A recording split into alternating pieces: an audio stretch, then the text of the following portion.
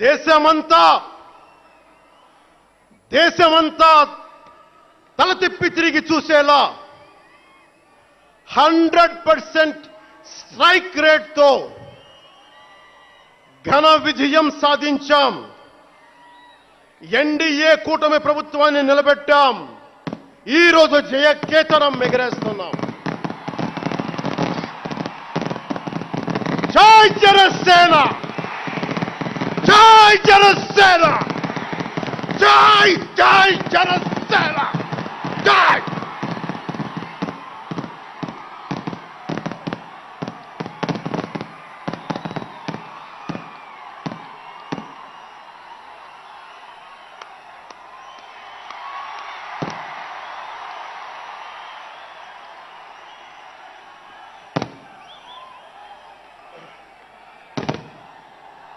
భరత భూమి నేర్పినదో, ప్రజాకోటి నేర్పినదో నిజం ఏమిటో కానీ ఒట్టి చేతిలో శత్రువుపై దుమికే శక్తి ఉంది అని చెప్పిన దాశరథి కృష్ణమాచార్య మాట బలం తెలంగాణకే కాదు, నెల్లూరులో చదువుకున్న నాకు కూడా. అందుకేనేమో అలా మన జనసేన జన్మస్థలం తెలంగాణ అయ్యింది, కర్మస్థలం ఆంధ్ర అయ్యింది. రుద్రవీణ వాయిస్తా, అగ్ని ధారలు కురిపిస్తా, తిరుగుబాటు జెండా పట్టిస్తా, దుష్ట పాలన నుండి విముక్తి కలిగిస్తా. కృష్ణమాచార్య మాటలు మాకే కాదు, మబ్బుల్లో పరిగెత్తే పిడుగులు, వేట కోసం బయటకొచ్చిన కొదమ సింహాలు వారికి కూడా ఊతమిచ్చినాయి.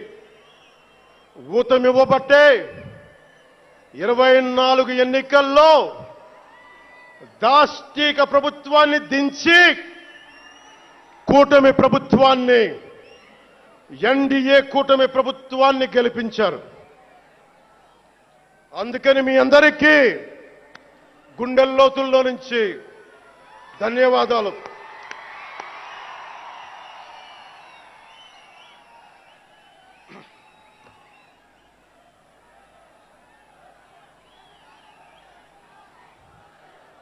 మూగబోయిన కోటి తమ్ముల గళాల పాట పలికించి కదిలి జవమ్మ కూర్చి నా కళానికి బలమిచ్చి నడిపినట్టి నా తెలంగాణ కోటి రతనాల వీణ, నా తెలంగాణ కోటి రతనాల వీణ. అలాంటి కోటి దివిటీల క్రాంతి జ్యోతి తెలంగాణకు ఆ రోజున కరెంట్ షాక్ తగిలి చనిపోబోయిన నాకు కొండగట్టు ఆంజనేయుడి దయ, తెలంగాణ అన్నదమ్ముల దీవెన, నన్ను ప్రేమించే ప్రజలందరి దీవెన నాకు పునర్జన్మనిచ్చింది తెలంగాణ భూమి. అలాంటి తెలంగాణ నేల తల్లికి నా వందనాలు, హృదయపూర్వక వందనాలు. బండెనక బండి గట్టి 16 బండ్లు గట్టి ఏ బండిలో పోతావు కొడక నైజాం సర్కారోడా అని కాలిక గజ్జగట్టి, చేత కర్రబట్టి, కాలిక గజ్జ కట్టి, ఆటనే పాటనే ఆయుధంగా మలిచిన వాడు, యువత గుండెల్లో పోరాట స్ఫూర్తిని నింపిన వాడు, నేను కనిపిస్తే ఎలా ఉన్నావురా తమ్మి అని ఆప్యాయంగా పలకించే మన మధ్య లేని నా అన్న, నా గద్దరన్న, నేల నుంచి వచ్చిన నా తెలంగాణ జన సైనికులకి, జనసేన నాయకులకి, వీర మహిళలకు నా హృదయపూర్వక శుభాకాంక్షలు. మా ఆడపడుచులు మా వీర మహిళలు మీ పోరాట స్ఫూర్తిని నేను మర్చిపోలేను. మీరు నా దృష్టిలో, ప్రజల దృష్టిలో, అందరి దృష్టిలో మీరు రాణి రుద్రమ్మలు, వీరనారి గున్నమ్మలు, మా జనసేన వీర మహిళలు. మా జనసేన ఆడపడుచులు అందరి క్షేమం కాంక్షించే సూర్యదేవుని లేలేత కిరణాలు. తేడా వస్తే కాల్చి కథం చేసే లేజర్ బీములు మా జనసేన వీర మహిళలు. అలాంటి మీకు, మా ఆడపడుచులకి, మా వీర మహిళలకి నేను మీకు రుణపడి ఉంటాను.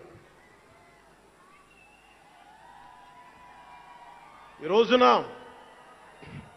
కొణతాల గారు చెప్పినట్టుగా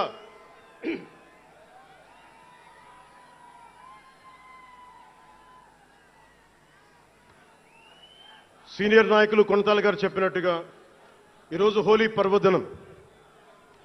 రంగులు, ఉత్సాహం, మైత్రిని పంచే పండగ. చెడు పోయింది, మంచి వచ్చిందని చెప్పి రంగులు జల్లుకునే పండగ. మన జయకేతనం ఎగరవేసిన రోజున హోలీ కూడా రావటం యాదృచ్ఛికం కాదు, భగవంతుడి నిర్ణయం. అందుకని దేశ ప్రజలందరికీ నా హోలీ శుభాకాంక్షలు తెలియజేస్తా ఉన్నాను. ये भगवान का आशीर्वाद है कि जनसेना का यह खास दिन होली के पावन त्योहार के साथ आया है. मेरे लिए होली रंगों का त्योहार है, एकता का त्योहार है, दोस्ती का उत्सव है, खुशी और उल्लास का पर्व है. इस शुभ अवसर पर मैं इस मंच से, पिठापुरम से आप सभी को होली की हार्दिक शुभकामनाएं देता हूं. తమిళనాడు నుంచి నాకు ఎంతో ప్రేమనిచ్చారు. మన స్పీచ్లు చూస్తారంటే నాకు తెలియదు. మన తమిళనాడు పర్యటనకి వెళ్తే అందరూ నాకు ఎంతో ప్రేమనిచ్చారు. షణ్ముఖ యాత్రకి వెళితే నేను తమిళనాడులో చాలా కీలకమైన దశలో ఉన్నవాడిని, పెరిగినవాడిని. సుబ్రహ్మణ్య భారతీయారిని స్ఫూర్తిని నింపుకున్నవాడిని. అలాంటి తమిళనాడు ప్రజలందరికీ నా మనస్ఫూర్తిగా మీకు నా నమస్కారాలు. రమణ మహర్షి ఉళ్ళిట్ట ఎన్నట్లు సిద్ధర్గల్ వాళింద సిద్ధపేట్ల సిద్ధర్ భూమి ఉలహ పుదుమరియం తిరుక్కురళవై உலகுக்கு தந்த ஞான பூமி அச்சமில்லை என முழுங்கிய மகாகவி பாரதியார் வீரபூமி உலகத்தை ரட்சிக்கும் கந்தசஷ்டி கவசம் எனும் அருண்கோடை தந்த ஆன்மீக பூமியாம் தமிழகத்தை சேர்ந்த என் அன்பு உள்ளங்களுக்கு எனது அன்பு நிறைந்த வணக்கங்கள். మన మహారాష్ట్రకి వెళితే నాకు మహారాష్ట్రలో అభిమానులు ఉంటారు. అది కూడా రాజకీయ పరంగా ఉంటారు, సినిమాల పరంగా కాకుండా అని నాకు తెలియలా. ఎంతో ప్రేమనిచ్చారు. గౌరవ మహారాష్ట్ర ముఖ్యమంత్రి దేవేంద్ర ఫడ్నవీస్ గారు నన్ను రమ్మని 19 నుంచి అడుగుతా ఉన్నారు. అప్పుడు కుదరలా, 24లో కుదరలేదు, 19లో కుదరలేదు, 14లో కుదరలేదు. మొన్న హర్యానాలో మీరు రావాలి ఖచ్చితంగా అని చెప్పి ప్రత్యేకించి నన్ను పిలిపించారు. నేను ఎన్డీఏ కూటమి కోసం ప్రచారం చేశాను, భారతీయ జనతా పార్టీ కోసం. వెళ్ళిన అన్ని సీట్లు దాదాపు 95% మనం గెలిచాం, ఒక్క సీటు తప్ప. మీకు తెలుసు, నాకు మరాఠీ నేల, మహారాష్ట్ర నేల, ఛత్రపతి శివాజీ మహారాజ్ నేల, ఛత్రపతి సంభాజీ మహారాజ్ నేల. అలాంటి నేలకి అలాంటి నేలకి ఇక్కడ మనకి ఉన్నారా మీరు? ఓకే. ఇక్కడ మన స్వామీజీ పేరేంటి? ఇక్కడ మన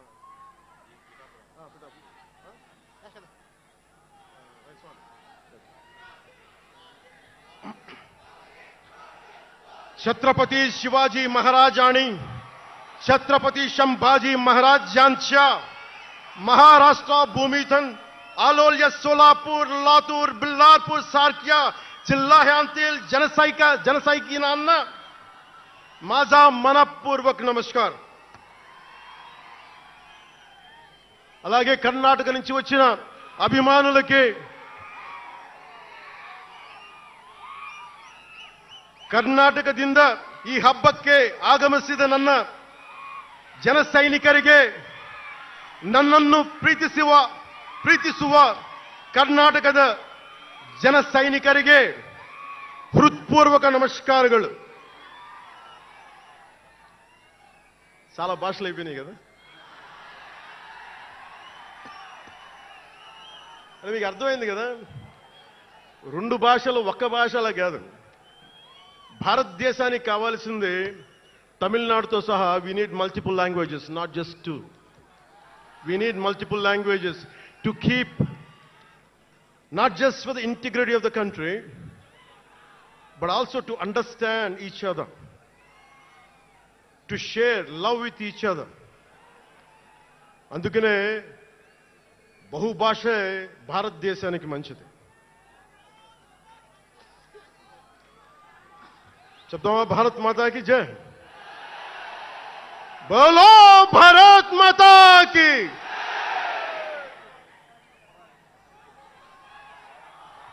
అలాగే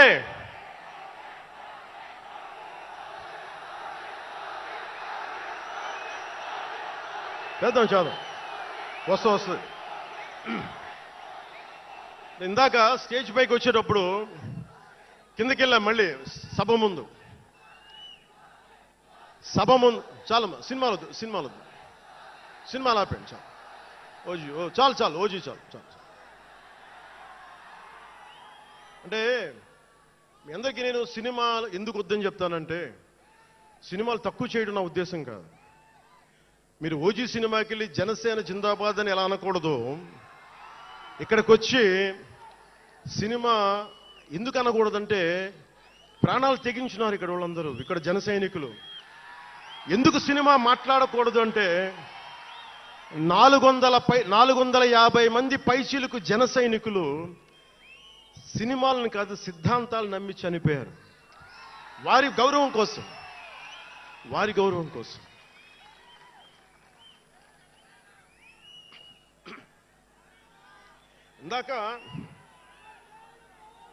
ఇందాక వద్దాం, అవి కూడా ఇవినండి. మీరు వింటలేదని అర్థం. నా పేరు అరుస్తున్నారు అంటే మీరు నా మాట వింటలేదని. నా మాట వింటే 151 ఉన్న సీట్లు పార్టీ పోయింది. అందుకే నా మాట వినాలి. కూర్చోండి.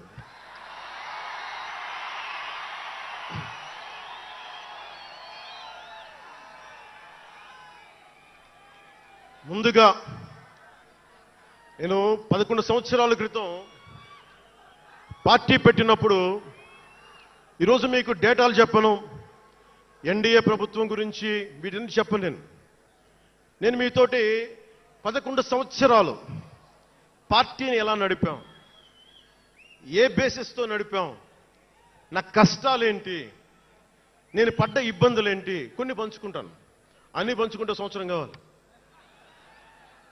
నేను ఓటమిలు ఎలా ఉంటాను, గెలుపులు ఎలా ఉంటాను, మీరు నా గుండెల్లో పెట్టుకున్న వాళ్ళు, మీరందరూ నా గుండెలో పెట్టుకున్నాను.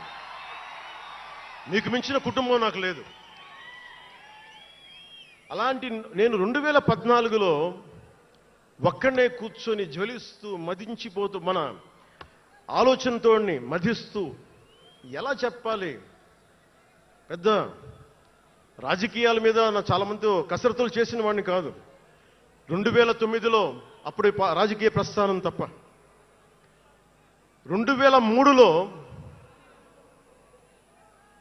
నేను మా నాన్నకి చెప్పాను. ఫస్ట్ ఈరోజు మా నాన్నగారు లేరు, స్వర్గస్థులయ్యారు. మా నాన్నకి మా అమ్మకి 2003లో చెప్పారు, అమ్మ నేను ఒకరోజు పాలిటిక్స్కి వెళ్తాను. మా నాన్నకి నచ్చల మాట. శుభ్రమైన కెరీర్ పెట్టుకొని పిచ్చేంట్రా నీగా నేను. కానీ నేను చెప్పలేకపోయినా ఆ రోజున. నేను సినిమాలని దృష్టిలో పెట్టుకొని ఎదగలేదు, సమాజాన్ని దేశాన్ని దృష్టిలో పెట్టుకుని ఎదిగాను. సినిమా నాకు ఉపకరణం అయింది కానీ సినిమా నా జీవితం కాలం. చెప్పలేకపోయినా ఆ రోజున. నన్ను చాలామంది, మీరు అందరికీ నాకు గద్దరన్న ఎలా పరిచయం అనుకుంటున్నారు మీరు? రాజకీయాల ద్వారా కాదు. గద్దరన్న ఖుషీ సినిమా చూసి మా అన్నయ్య గారిని పట్టుకొని మా అన్నయ్య గారి దగ్గరికి వచ్చి, మా పెద్దన్నయ్య గారి దగ్గరికి వచ్చి, మీ తమ్ముడిని కలవాల్సిందే నేను. మా అన్నయ్య ఫోన్ చేశారు, అని నేను గద్దర్ గారు కలుస్తారంటాను. నాకు గద్దర్ గారు అంటే ఇష్టం చిన్నప్పటి నుంచి, మా నాగబాబు గారి దయ వల్ల. సరే కలిస్తే ఆయన ఎంత క్షుణ్ణంగా ఆయన పరిస్థితి చెప్పాడంటే, అరే నువ్వు దేశం కోసం సమాజం కోసం ఆలోచించేవాడివి. నీ ఏ మేరా జహా అనే పాటలో నువ్వు భరతమాతని సంఖ్యలలో బంధించి పెట్టావు కదా, నీ భావం నాకు అర్థమైందిరా అన్నాడు. నువ్వంటే నాకు ఇష్టం రా తమ్మి అని చెప్పి ఆ రోజు నుంచి మాకు స్నేహం. అది నాకు అన్నా తమ్ముడ బంధం అయిందని ఆయన చనిపోయేలోపు. అలాగే 2006లో నేను విపరీతంగా ఒక పిహెచ్డి కోసం, ఒక స్కాలర్ ఎలా చదువుతాడో పుస్తకాల మధ్యలో సినిమాలు చేశాను. అందుకే నా సినిమాలు మీకు నచ్చి ఉండకపోవచ్చు ఆ రోజున. కానీ నా జ్వలనాన్ని ఎక్కడో ఢిల్లీలో కూర్చొని ఒక్కళ్ళు, ఢిల్లీ యూనివర్సిటీలో పనిచేసే ఒక ప్రొఫెసర్, ప్రకాశం జిల్లాకు చెందిన వ్యక్తి, నాకు తెలియదు ఆయన ప్రకాశం జిల్లా వ్యక్తి. నా రోజున ఆయన వచ్చి మిమ్మల్ని కలవాలని చెప్పి ఒక నెల రోజులు నా వెంట పడితే ఆయన కలిశారు. ఆయన వచ్చి నన్ను ఒకే ఒక మాట అడిగారు 2006లో, మీరు రాజకీయాల్లోకి వస్తారా? బహుజన సిద్ధాంతం మేము ముందుకెళ్తాం. చాలామంది అడిగి నన్ను పంపించారు, మీరు సంసిద్ధం అంటే నేను మాట్లాడతాను, నేను కదుపుతానంటే. ఆ రోజున నాకు ఇంకా మెచ్యూరిటీ లేదు. ఒక కుటుంబాన్ని నడపడానికే చాలా శ్రమ పడాలి. ఒక కుటుంబాన్ని ఏకతాటిపైన తీసుకురావాలంటే నేను కష్టపడాలి. ఒక సినిమా చేయాలంటే నేను ఇంత కష్టపడాలి. ఇన్ని కోట్ల మందికి సంబంధించిన జీవితాన్ని ఒక భావంతో కట్టిపడేయాలంటే నాకు ఇంకా అంత మెచ్యూరిటీ లేదు. మెచ్యూరిటీ వచ్చిన రోజున మీకు తెలియజేస్తానని చెప్పాను. ఆ వ్యక్తి అప్పటి నుంచి ఇప్పటిదాకా అరుదుగా అప్పుడప్పుడు కలుస్తూ ఉంటాను. ఈ రోజున హైదరాబాద్ సెంట్రల్ యూనివర్సిటీ ప్రొఫెసర్, మీలో కొంతమందికి తెలిసి ఉండొచ్చు, ప్రొఫెసర్ శ్రీపతి రాముడు గారికి మనస్ఫూర్తిగా నా ధన్యవాదాలు తెలియజేస్తున్నాను. వారిని వేదికపైకి రమ్మని మనస్ఫూర్తిగా కోరుకుంటా ఉన్నాను. ఎందుకంటే మీరు ఓజీ ఓజీ అని అరుస్తూ ఉంటే, నన్ను సినిమాల కంటే కూడా సినిమాల్లో ప్రజలకి పనిచేసే మనిషిని చూశారు ఇలాంటి మేధావులందరూ, పోరాట యోధులందరూ. సో నాకు ఎప్పుడు కూడా ఆయన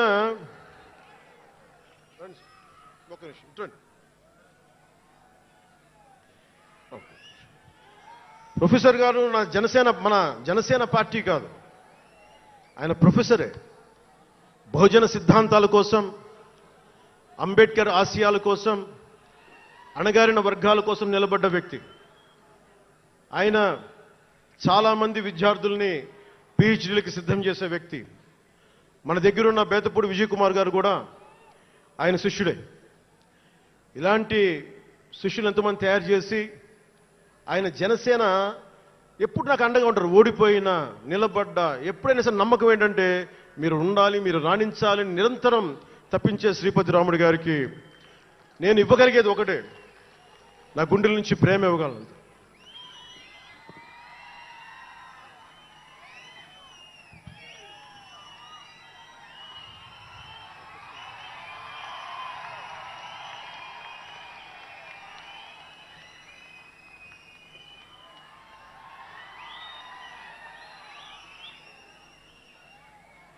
అంటే కృతజ్ఞత అనేది ఎంత అవసరం, గుర్తింపు ఎంత అవసరం అంటే మనం ఏదో అయినప్పుడు కాదు, ఏవి అవ్వనప్పుడు మనం వెంట నిలబడాల్సింది. నేను థ్యాంకింగ్ నోట్స్ చెప్దాం అనుకున్నా. ఎవరికి చెప్పాలి? ముందుగా ఈ సభా వేదిక కోసం పారిశుద్ధ్య సిబ్బందికి, నా గుండెల్లో పెట్టుకొని గౌరవించే నా పారిశుద్ధ్య సిబ్బందికి ముందుగా మీ అందరికీ నా హృదయపూర్వక నమస్కారాలు, హృదయపూర్వక ధన్యవాదాలు. యాక్చువల్గా నేను అనుకుంది ముందుగా పారిశుద్ధ కార్మికులకి సన్మానం చేసి స్పీచ్ మొదలు పెడదామని. ఎక్కువ మంది ఉండటం వల్ల మన సమయం సరిపోదు కాబట్టి రేపొద్దున మన సీనియర్ నాయకులందరినీ, సోదరులు నాగబాబు గారిని, ఎమ్మెల్సీ వారిని గౌరవించి చేయవలసిందిగా నేను కోరుకుంటున్నాను. అలాగే దారి పొడవునా శుభాకాంక్షలు తెలియజేసిన హోర్డింగ్స్ ద్వారా నా సోదరులు సోదరీమణులందరికీ, ప్రతి ఒక్కరికి, నాయకులందరికీ నా ధన్యవాదాలు. డిప్యూటీ సీఎం పేషి అధికారులందరికీ కూడా నా ధన్యవాదాలు. నా సెక్యూరిటీ సిబ్బందికి కూడా నా ధన్యవాదాలు. ఈ ఆవిర్భావ దినోత్సవానికి ముందుండి నడిపించిన గౌరవ సివిల్ సప్లైస్ మంత్రి, Janasena political affairs committee chairman, నన్ను కాలానికి నా పరీక్షలు పెట్టి కానీ ఒకసారి నిర్ణయం తీసుకున్న తర్వాత ఓడిపోయినా కానీ వెన్నంటే నిలబడ్డ నా సోదరుడు పిఎస్సి చైర్మన్, గౌరవ సివిల్ సప్లైస్ మంత్రి శ్రీ నాదెండ్ల మనోహర్ గారికి నా హృదయపూర్వక ధన్యవాదాలు.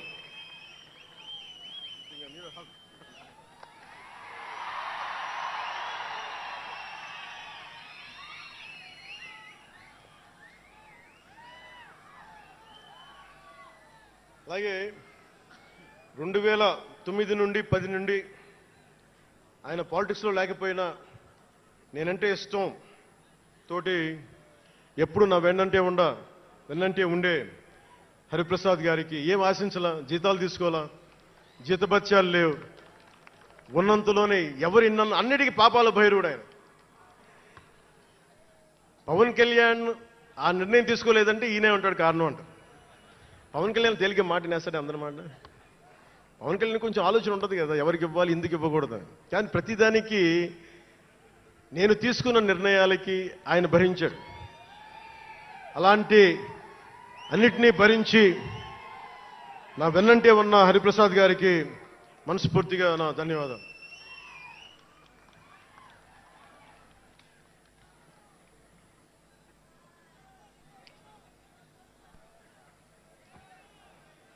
అలాగే అన్ని కమిటీల సభ్యులందరికీ పేరు పేరున, కేకే గారికి, తెగించే గుణమున్న పంచకర్ల సందీప్కి,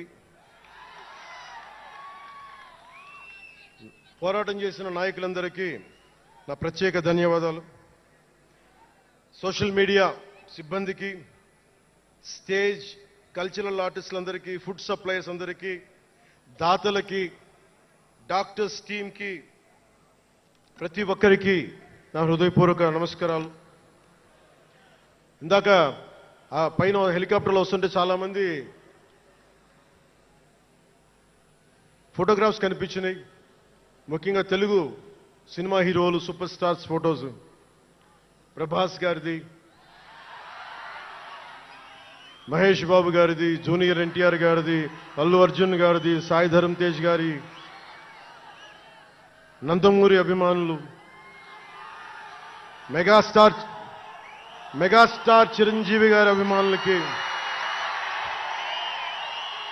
మెగాస్టార్ తనయులు, గేమ్ చేంజర్ రామ్ చరణ్ గారి అభిమానులు, తెలుగు హీరోయిన్లు, ప్రతి నటుల, అందరి హీరోల అభిమానులు, మీ అందరికీ కూడా నా ప్రత్యేక నమస్కారాలు, ధన్యవాదాలు. అలాగే పవన్ కళ్యాణ్ అభిమానులు కూడా నా హృదయపూర్వక నమస్కారం.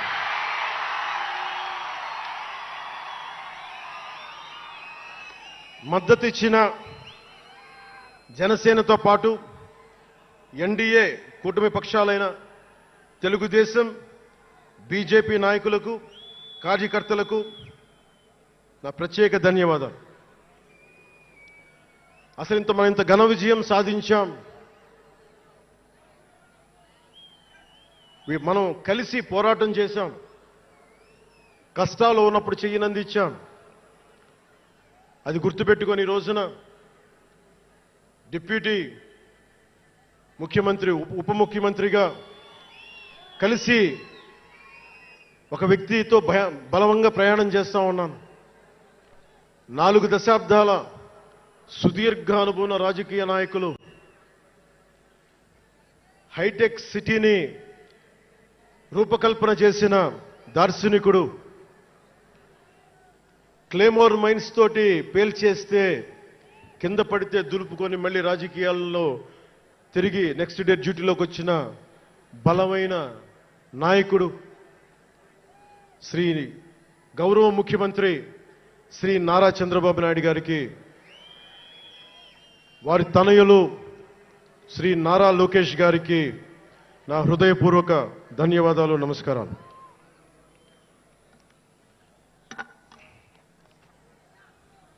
ఒకసారి నా నోటి నుంచి 11 సంవత్సరాలు నలిగాం కదా, మన ఎంపీలు మన పేర్లు నా నోటి గుండా చెప్పాలి మీ అందరికీ అని చెప్పడానికి.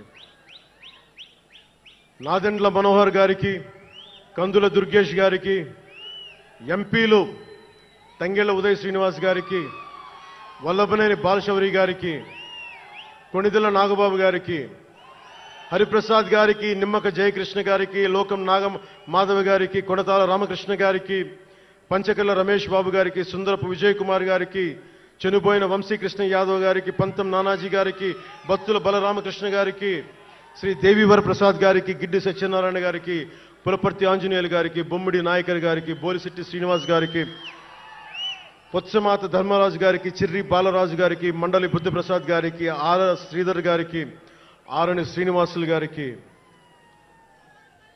2000 పవన్ కళ్యాణ్ మర్చిపోయా, నేను మర్చిపోయినా మీరు మర్చిపోయిన ఎవరు కదా.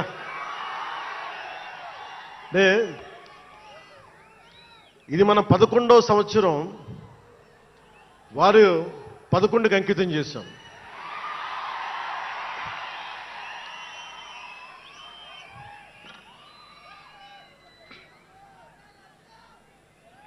Love you two.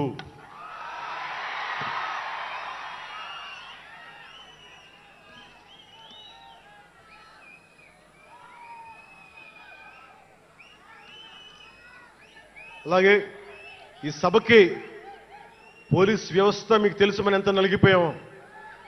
గత 5 ఏళ్లలో మనం ఎంత నలిగిపోయామో మీకు తెలుసు. ఎన్ని ఇబ్బందులు పాలు చేశారో తెలుసు. ఆ రోజు నుంచి కూడా ఈ రోజుకి వరకు నాకు పోలీస్ శాఖ అంటే చాలా గౌరవం. ఎందుకంటే పోలీస్ శాఖకి స్వయం నిర్ణయాలు చేసే హక్కు ఉండదు, డ్యూటీయే ఉంటుంది. బ్రిటిష్ వాళ్ళు పరిపాలించినప్పుడు పోలీసు కూడా బ్రిటిష్ అధీనంలో పనిచేశారు తప్ప వాళ్ళకి ఇవ్వబడ్డ డ్యూటీ చేశారు. భగత్ సింగ్ని కొట్టమంటే కొట్టారు, జైల్లో పెట్టమంటే పెట్టారు, గాంధీ గారిని లాక్కెళ్ళిపోమంటే లాక్కెళ్ళిపోయారు. వాళ్ళు చేయకపోతే అది డ్యూటీకి విరుద్ధం అవుతుంది, చేయక తప్పదు. మరి అదే పోలీస్ ఆ రోజున వచ్చారు. స్వాతంత్రం వచ్చిన తర్వాత మిలిటరీ కూడా అంతే. అందుకనే నాకు పోలీస్ శాఖ మీద ఎప్పుడు వ్యక్తిగతంగా కోపం ఉండదు, ఏదో కొద్దిమంది వ్యక్తులు ఎక్కువ చేస్తే తప్ప. అలాగా ఈ రోజున చాలా గొప్పగా నిలబడ్డ, సహకరించిన పోలీస్ అధిపతి డీజీపీ గారికి, కాకినాడ జిల్లా ఎస్పీ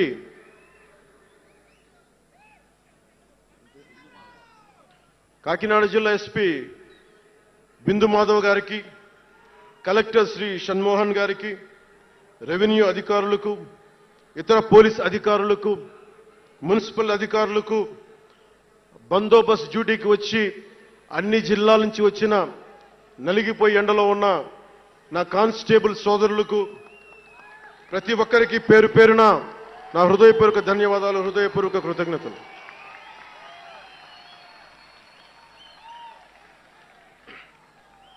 నా ఇష్టం, నా కోరిక ఎప్పుడూ సగటు మనిషిగా ఉండటమే. తన పని తను చేసుకుంటూ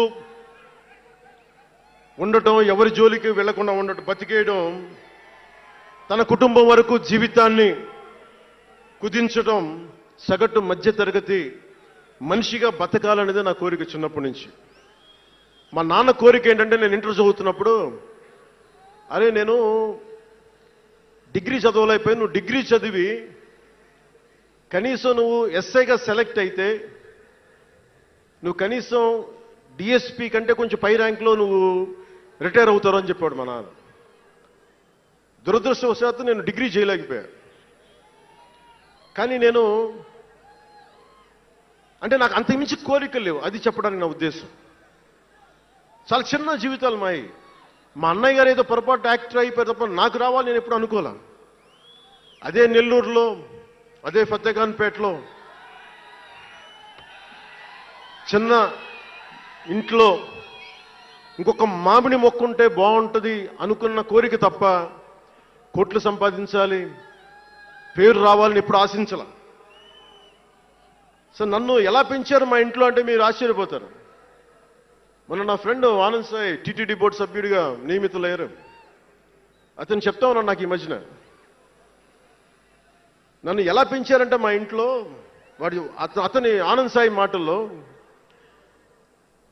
చిన్న తంబి అని తమిళ సినిమా ఉంటుంది, మన తెలుగులో చంటి అని సినిమా తీశారు. చిన్న తంబి కదా ఆనంద్, అవునా? అందులో హీరోయిన్ని ఎలా పెంచుతారు ఇంట్లో నుంచి బయటికి వెళ్లకుండా, చంటిలో హీరోయిన్ మీనాని ఎలా పెంచారు ఇంట్లో నుంచి బయటికి వెళ్లకుండా, మా ఇంట్లో నన్ను అలా పెంచారు. వీడి బయటికి వెళ్తే ఏమైపోతాడో, సున్నితమైన వ్యక్తి, వీడికి ఆస్తమా ఉంది, వీడికి ఇలాంటి పరిస్థితుల్లో నన్ను ఇంట్లో నుంచి కదలనివ్వకుండా, ఎక్కడికి వెళ్ళనివ్వకుండా, ఎక్కడికన్నా బయటికి వెళ్తే పంపించారు. ఒకరోజు చెన్నైలో నేను అన్నానగర్లో కంప్యూటర్ ప్రోగ్రామింగ్ కోర్స్ చేసేవాడిని ఒక సంవత్సరం పాటు. ఆ ప్రోగ్రామ్ ఫైనల్ చేసే పరిస్థితుల్లో టైం 10:30 అయింది, 10:30 రాత్రి.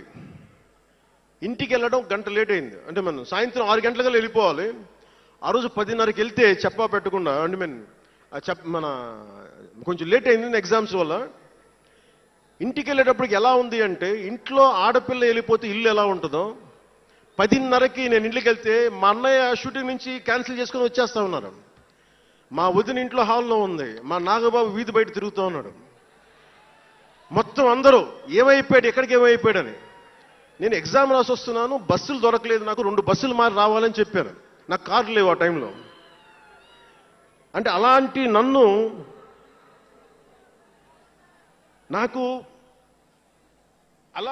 పెంచారు. నన్ను మా నాగబాబు గారు ఇక్కడే ఉన్నారు, అడగండి, ఆ రోజు గుర్తుండి ఉంటుంది ఆయనకి. అలాంటి నన్ను పాలిటిక్స్ చేస్తానని కానీ, సినిమాల్లోకి వస్తానని కానీ ఎవరు ఊహించలే. ఎందుకంటే నేనే ఊహించలే. పోనీ 18 ఏళ్ల వయసులోనో 20 ఏళ్ల వయసులోనో 10:30కి లేటుగా వచ్చామంటే ఒక అర్థం ఉంటుంది.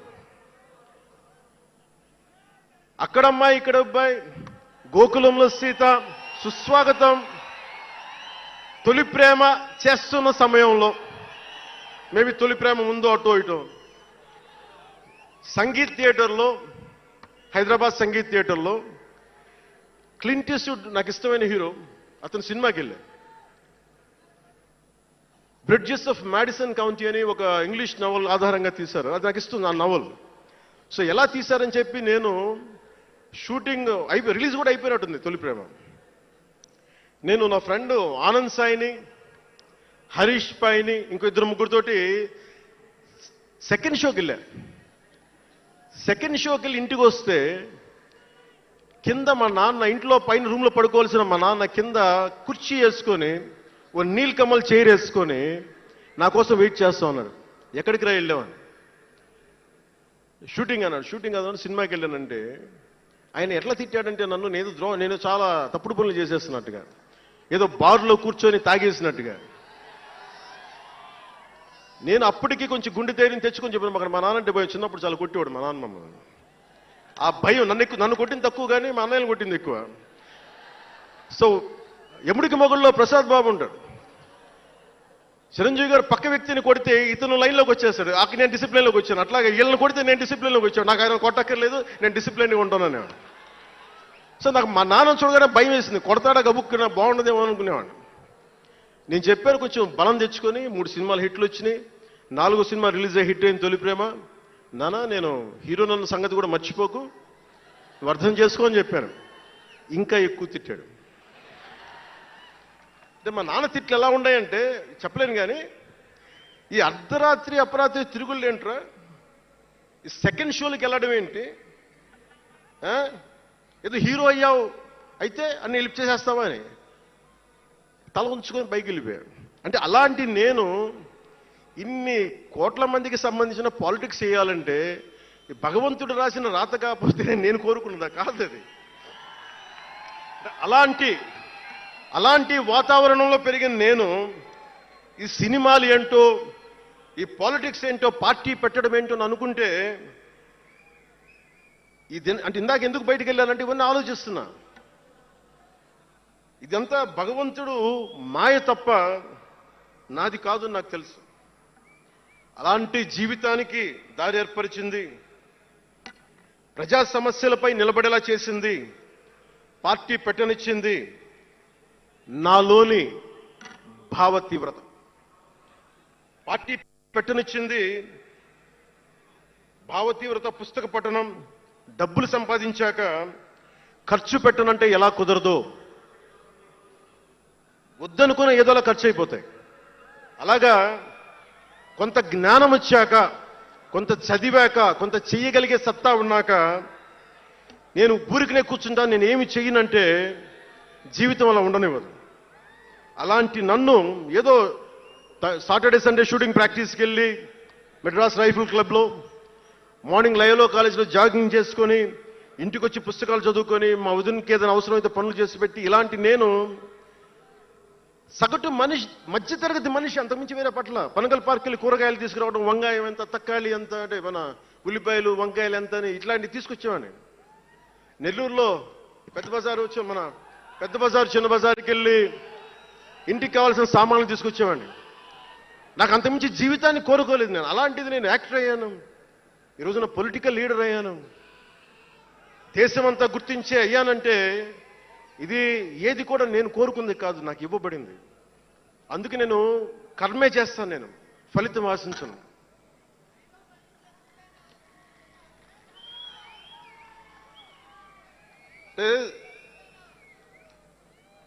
అంటే ఎలా ఉంటుందంటే, అది ఇవన్నీ ఎందుకు చెప్తున్నానంటే, సగటు మనిషి చాలా భయాల మధ్య, చాలా బాధ్యతల మధ్య జీవితాన్ని కొనసాగించాలి.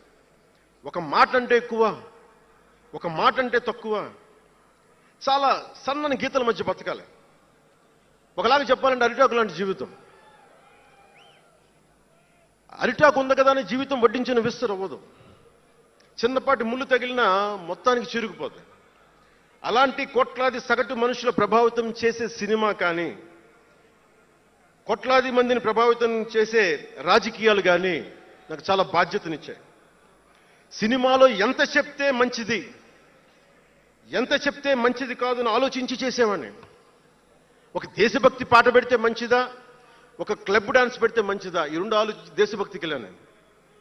అందుకే ఏ మేరా జేహానే పెట్టాను తప్ప ఓ మై డార్లింగ్ అని పెట్టలా. అంటే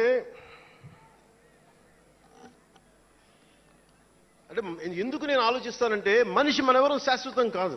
మాట అది మంచి అయినా చెడైనా, అందుకే ఆలోచించే మాట్లాడతాను ఎప్పుడు. ఈ అన్న మాట ఒక తరం 2-3 తరాలు ఉండిపోతే పర్యవసానం ఏంటి, ఎనీ పబ్లిక్ పాలసీ, ఇవన్నీ ఆలోచించి నేను జనసేన కోసం ప్రతిపాదించిన 7 సిద్ధాంతాలు చాలా మదించి, శోధించి, తర్కించి మీ ముందు పెట్టింది. సంవత్సరం కాదు, 2 సంవత్సరాలు కాదు, నేను టీనేజర్గా ఉన్నప్పటి నుంచి నాకు నెల్లూరు డైకస్ రోడ్లో డాక్టర్ కరీముల్లా గారు నాకు ఆస్తమాకు వచ్చినప్పుడల్లా నాకు డెర్ఫ్లిన్ ఇంజెక్షన్ ఇచ్చేవాళ్ళు. ఆయన కోసం వెయిట్ చేస్తూ ఉంటే ఒక బోర్డు నన్ను ఆకర్షించేది, prevention is better than cure అని. దాన్ని ఎప్పుడు గుర్తుండిపోయింది నాకు. అంటే వ్యాధి నివారణ కంటే, వ్యాధి చికిత్స కంటే కూడా వ్యాధి నివారణ మేలని. అందరూ చాలామంది అనుకుంటారు కదా, ఎందుకు నాకు చెగువెరా ఇష్టం అంటే అది కమ్యూనిజమో మావోయిజమో కాదు. ఒకడు డాక్టర్ అయ్యండి, శారీరకం రుగ్మతలు వస్తే బాగు చేసే డాక్టరు సమాజానికి పట్టే రుగ్మతలను ఎవడు బాగు చేస్తాడు అని చెప్పి డాక్టర్ వృత్తి వదిలి విప్లవకారుడు అయ్యాడు చూసారా, ఆ భావన నాకు ఇష్టం చెగువెరాలో. అంతేగాని అతను మావోయిస్టో కమ్యూనిస్టో అని కాదు, గెరిల్లా అని కాదు. ఆ మానవీయ కోణం నాకు నచ్చి దాన్ని ఇష్టపడ్డాను చెగువెరాను. ఆ సిద్ధాంతాలని అంటే ఎందుకు చెప్తున్నాను మీకంటే చాలా ఆలోచించి చేశాను. అంటే అంత వయసు నుంచి ఆ సిద్ధాంతాలని చాలా బలంగా విశ్వసించేవాడిని, ఆచరించేవాడిని కనుక, వాటి కోసం నిలబడేవాడిని కనుక, నిలబడినందుకు ఆ సిద్ధాంతాలు నన్ను దశాబ్దం రాజకీయ పోరాటం చేయగలిగే సత్తానిచ్చినాయి. ఈ రోజున 100% స్ట్రైకింగ్ రేట్తో జైకేతనాన్ని ఎగరేస్తున్నాం ఈ రోజునంటే జనసేన 7 మూల సిద్ధాంతాలే కారణం. అంటే మీకు మొన్న మన జనసేన ఆవిర్భావ దినోత్సవం అని అనగానే పవన్ కళ్యాణ్, నేను ఎంత పేరుందో నాకే తెలీదు, ఇంగ్లీష్ పేపర్లో కూడా రాస్తారని నా పేరు అనుకుంటాను అప్పుడప్పుడు. ఏదో నేషనల్ పేపర్లో ఢిల్లీ నుంచి ఎవరో తెలుగు జర్నలిస్ట్ పంపించలే, హిందీ జర్నలిస్ట్ పంపించారు నాకు.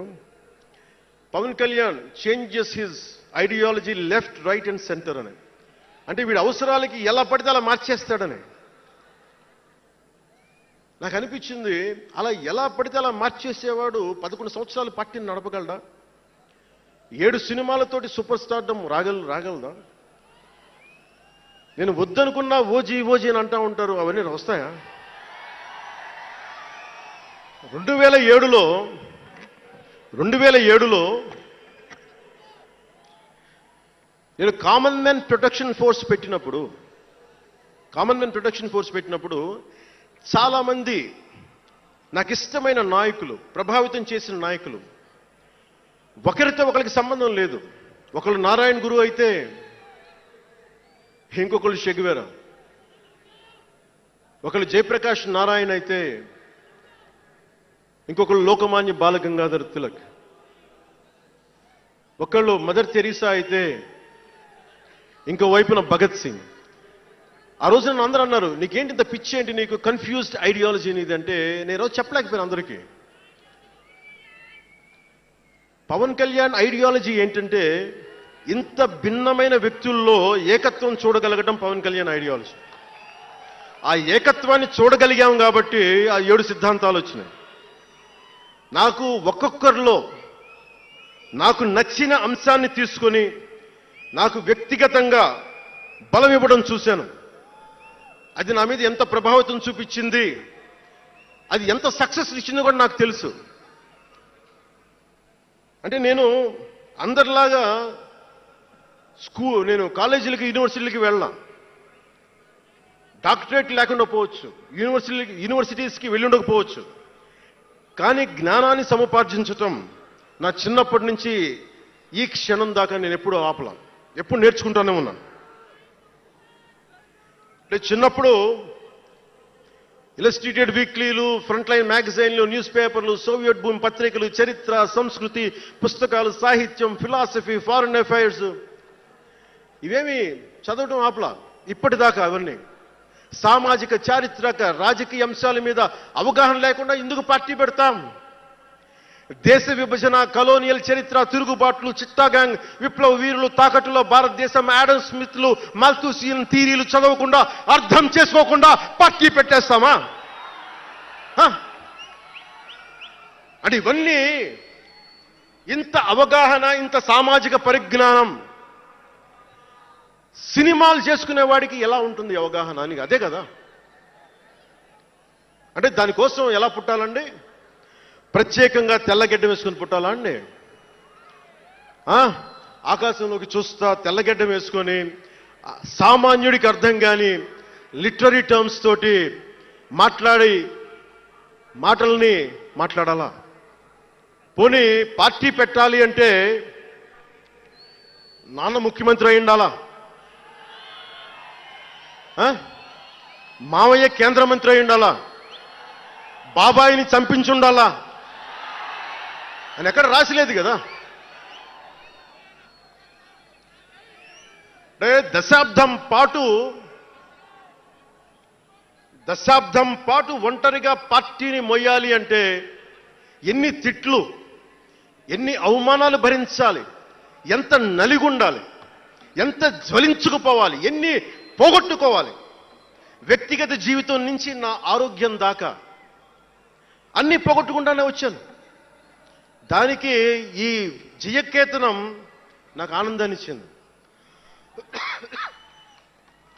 ఎందుకు చెప్తున్నానంటే ఆరోగ్యం గురించి. నేను మార్షల్ ఆర్ట్స్ చేసేటప్పుడు 3 గ్రనైట్ రాళ్లు గుండెల మీద పెట్టుకొని పగలగొట్టించుకునేవాడిని. 9 ఏళ్ల పిల్లలు, 8 ఏళ్ల పిల్లలు ముగ్గురిని ఒకళ్ళని ఇలా పట్టుకొని ఇంకొకటి భుజాల మీద కెక్కించుకొని గుడుంబ శంకర్లో మోసుకొచ్చినంత బలం ఉంది. చూడటానికి బక్కగానే ఉంటా, కానీ బలం అపారంగా ఉండేది. అలాంటి నేను ఈ రోజున నాకు రెండో కొడుకు నేను ఎత్తుకోలేను. పెద్ద కొడుకుని ఎలాగ ఎత్తుకోలేను అనుకోండి, అది వేరే విషయం. నా రెండో కొడుకుని చిన్నోడు 6-7 సంవత్సరాలు, వాడిని ఎత్తుకోలేను నేను. అంత బలహీన పడిపోయాను. కానీ బలం తెచ్చుకుంటాం మీ అందరి ఆశీస్సులతోటి, భద్ర కొడతాం మళ్ళీ. అంటే రాజకీయాల్లో ఉండాలంటే 2 పిచ్చి పవర్ హంగ్రీ ఉండాలి, లేదా బలమైన సైద్ధాంతిక బలమన్నా ఉండాలి. వ్యక్తిగా ఎదగాలి,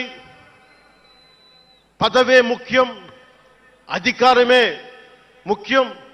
దానికోసం గుండాల్ని వాడుకుంటాం, మర్డర్లు చేయిస్తాం, వేల కోట్లు దోచేస్తాం, కులాలని కెలికేస్తాం, రకరకాల విద్వేషాలు రెచ్చగొడతాం, తద్వారా లాభపడతాం అన్నది ఇంకో పద్ధతి. నేను అది కోడికత్తిని వాడుకుంటాం, నేను అలాంటివి ఎంచుకోలే. సైద్ధాంతిక రాజకీయాన్ని ఎంచుకున్నాను. నాకు ఊహ తెలిసినప్పటి నుంచి అలాగే బతికాను. అందుకే నేను సమాజం, సమతుల్యత, భావితరాల భవిష్యత్తు, దేశం అంతరంగిక భద్రత, దేశ భద్రత, శత్రు దేశాల దాడులు ఆలోచించి దశాబ్దన్నర నలిగి గుండె రగిలి అందరిలోనూ చైతన్యం రగిలించి ఈ రోజున జనసేన జయకేతనం ఎగరవేస్తున్నాం. ఇది జనసేన పద్ధతి. Registered party to recognised party. It took us a decade plus.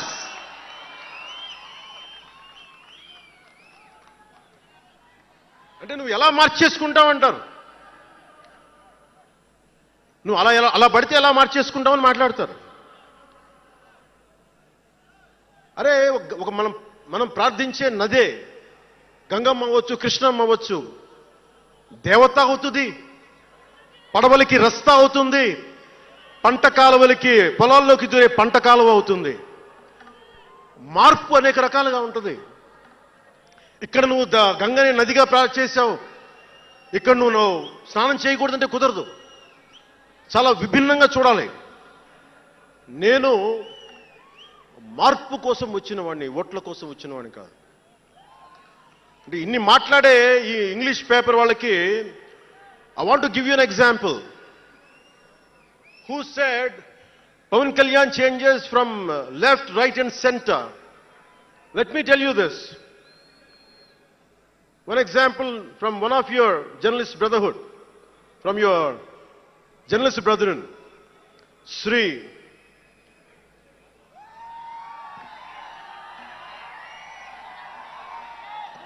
M.J. Akbar.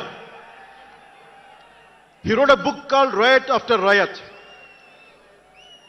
ఆ పుస్తకంలో ఎంటైరిటీ అంతా how BJP is wrong, how BJP is communal అని all the stories he picked up. is all about anti-BJP. But in 2014, same Mr. MJ Akbar has become MP for BJP. బీజేపీని తిట్టిన వ్యక్తే కాంగ్రెస్లో ఉండి బీజేపీకి వెళ్ళి మారగలిగినప్పుడు తప్పులేదు కానీ నేను ఇన్ని రకాలుగా మాట్లాడి తప్పు అయిపోయింది అది. అంటే ఇది let me tell you, I blended the best of everybody. I have tested it on myself personally and applied to the party. That's why we got 100% striking rate.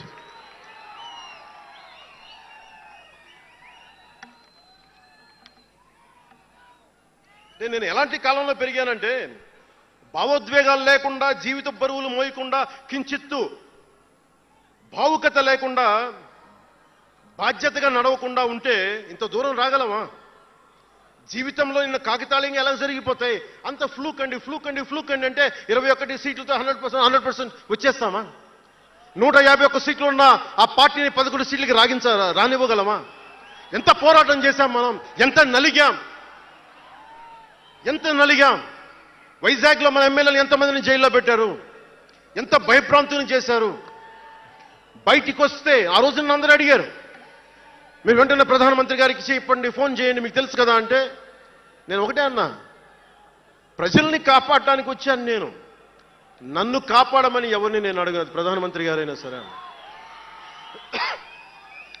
ఇది నా నేల, నా పోరాటం ఇది. నా మీద చెయ్యి వెయ్యమని చెప్పండి, చెప్తాను నేనేంటో అని చెప్పాను. అంటే నేను ఎవరో వస్తారని నేను ఎప్పుడు చేయను, నేను ఎంత నిలబడగలను అదే నా మెజర్ అంతే. నేను ఎలాంటి జీవితం నుంచి వచ్చానంటే, నాకు చుట్టుపక్కల పేరెంట్స్ కమ్యూనిస్టులు, పిల్లలేమో క్యాపిటలిస్టులు, అలాంటి లెఫ్ట్ భావాలతో ఉన్న నాయకుల్ని, వారి పిల్లల్ని నేను నెల్లూరులో చూసేవాడిని. అంటే మార్పు అనేది అవసరం. నాన్న కమ్యూనిస్ట్ కదా అని కొడుకు క్యాపిటలిస్ట్ అవ్వకూడదనే రూల్ లేదు, ఇలాగే ఉండాలని ఏం లేదు. అంటే సహజం, అంటే మార్పు చాలా సహజం, ఎదగడానికైనా దిగజారడానికైనా సరే. వారి ప్రవర్తనని, వారి ఆలోచన విధానాన్ని బట్టి ఉంటుంది. కులాలను కలిపే ఆలోచన విధానం, భాషలని గౌరవించే సాంప్రదాయం, సంస్కృతుల్ని కాపాడే సమాజం, ప్రాంతీయతను విస్మరించిన జాతీయవాదం, మతాల ప్రస్తావన లేని రాజకీయం, అవినీతిపైన రాజీ లేని పోరాటం, పర్యావరణాన్ని పరిరక్షించే అభివృద్ధి ప్రస్థానం, ఇవన్నీ పెట్టినప్పుడు నవ్వారు అందరూ. అలాంటిది నన్ను ఈ రోజున పర్యావరణ మంత్రిగా తీసుకొచ్చింది ఈ సిద్ధాంతాలే. సిద్ధాంతాన్ని ప్రతిపాదించినప్పుడు చాలా పరిశోధించాలి, చరిత్ర చదవాలి, అవగాహన చేసుకోవాలి, జటిలమైన సందేహాలు వాటికి వివరణ ఇవ్వాలి. ఇవన్నీ కూడా ఉండబట్టే ఈ రోజున ఇంత బలంగా నిలబడగలిగాను. నేను ఇంత ఆలోచించి అడుగు ముందుకేస్తాను తప్ప అనాలోచితంగా ఎప్పుడు నేను అడిగాను. ఈ 10 ఏళ్లలో నిలబడ్డాం, బలపడ్డాం, చాలా పడ్డాం కూడా. సమాజ తీరుతెన్నులు ఎలా ఉంటాయి అని ఆలోచించేటప్పుడు నన్ను బూతులు తిట్టినా, ఆ తిట్టిన వాటిని ప్రసార మాధ్యమాల్లో ప్రసరింపజేసి డిబేట్లు పెట్టి వీళ్ళకి నా జీవితం తప్ప ఇంకేం లేవా, కనిపించవా అనుకునేవాడిని. అంటే మీరు చెప్పండి, ఒకళ్ళ ఇంట్లో ఆస్తి తగాదాలు, అన్నా చెల్లెల మధ్య ఆస్తి గొడవలు, రాష్ట్రానికి సంబంధం ఏముంది? అది అసలు ప్రజలు ఆలోచించాల్సింది ముందస్తుగా. అసలు ఎన్నికల్లో చేయడానికి డబ్బులు లేని వాళ్ళ దగ్గర ఇన్ని వేల కోట్లు ఎలా వచ్చినాయి? నేను డిగ్రీలు చదివి, పిహెచ్డీలు చదివి నాకు ఉపాధి రాకపోతే వీళ్ళు కేవలం రాజకీయాల్లో వచ్చి వేల కోట్లు ఎలా సంపాదిస్తారు? దానికోసం వాళ్ళిద్దరు కొట్టుకుంటుంటే అది మనకి ఎలా సమస్య అవుతుంది? ఇది మీరు ఆలోచించాల్సింది. అంతేగాని కూర్చోబెట్టి సినిమా సినిమా సినిమా అంటే మొక్కే కాదంట్లా. మీకు కోపం రావాలి కదా, అన్యాయం జరిగితే. కోపం లేని సమాజంలో మార్పు ఎలా వస్తుంది? ఒక్కడికి కోపం వచ్చింది చిన్నప్పుడు, పవన్ కళ్యాణ్కి. ఒక్కడి కోపం వస్తే ఇంత మార్పు వచ్చింది. ఇన్ని లక్షల మంది కోపం వస్తే ఏం జరుగుతుంది మీరు ఊహించగలరా? ఆ కోపమే రావాలి అన్యాయం మీద. ఇక మిగిలింది మనకి భవిష్యత్తులో పైపైన కాకుండా ఎలాగ మనం ముందుకెళ్ళాలి, ఎలా సిద్ధంగా ఉండాలనేది మనం ఆలోచించాలి. కొన్ని కీలకమైన అంశాలు చెప్పి తెలియజేస్తాను. నార్త్ సౌత్ డివైడ్, ఉత్తర భారతం దక్షిణ భారతం, అలాగే క్యాస్ట్ సెన్సెస్, కులాల గణాంకం, డీలిమిటేషన్ ఇష్యూ, 3 లాంగ్వేజ్ ఫార్ములా, ఇవన్నీ మాట్లాడుతూ ఉన్నారు. వీటి మీద అలాగే మనం భవిష్యత్తులో సనాతన ధర్మ రక్షణ బోర్డు కానీ, ఫ్రీ హిందీ టెంపుల్స్ కానీ, ఇవన్నిటి మీద ఒకసారి మాట్లాడి నా అభిప్రాయాలు తెలియజేస్తాం. ఎందుకంటే భవిష్యత్తుకి దిశానిర్దేశం చేయాల్సిన సమయం ఇది. అందుకని మీకు కొంచెం ఓపికగా వినండి ఇది. ఎందుకంటే ఇది సరదాలకి అల్లర్లకి సమయం కాదు, ఇది భవిష్యత్తుని నిర్దేశించే సమయం. దశాబ్దంన్నర తర్వాత వచ్చింది, అంటే 2009 నుంచి ఇప్పుడు దాకా చేస్తే వచ్చింది. సో నేను ఏం కోరుకుంటానంటే, అల్లరి చిల్లరగా ఉండేవాళ్ళు నాకు అవసరం లేదు, నిలకడగా నిలబడేవాళ్ళే నా సైన్యం.